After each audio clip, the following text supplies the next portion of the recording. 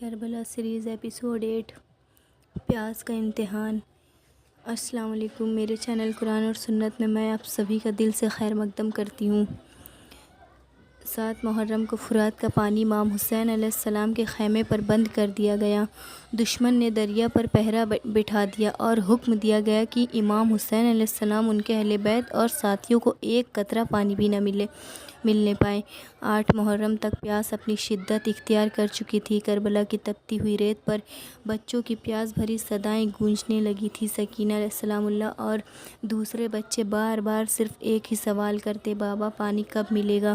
بابا پانی کب ملے گا؟ امام حسین علیہ السلام اپنے بچوں کی طرف دیکھتے، مگر ظلم کی دیوار دریا اور خیموں کے درمیان کھڑی تھی۔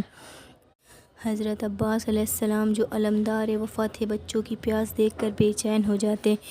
کچھ ساتھیوں کے ساتھ رات کو اندھیرے میں پانی لانے کی کوشش کی گئی اور چند مشقیں پانی کی خیموں تک پہنچ گئیں، لیکن اتنے لوگوں کے لیے وہ بہت کم تھا۔ پیاس بڑھتی گئی، لیکن نہ امام حسین علیہ السلام کا صبر کم ہوا اور نہ ان کے ساتھیوں کی وفاداری۔ ہر چہرہ پیاسا تھا، مگر ہر دل اللہ کی رضا پر راضی تھا۔ کربلا کی ریت گواہ تھی کہ جنگ اب صرف تلواروں کی نہیں تھی، بلکہ صبر، ایمان اور انسانیت کی بھی تھی۔ بچوں کے سوکھے ہونٹ اور بزرگوں کی پیاس کے باوجود امام حسین علیہ السلام نے حق کا دامن نہیں چھوڑا۔ جب پانی بند ہوا تو جسم کمزور ہونے لگے، لیکن حسین علیہ السلام اور ان کے وفادار ساتھیوں کا ایمان پہلے سے بھی زیادہ مضبوط ہو گیا۔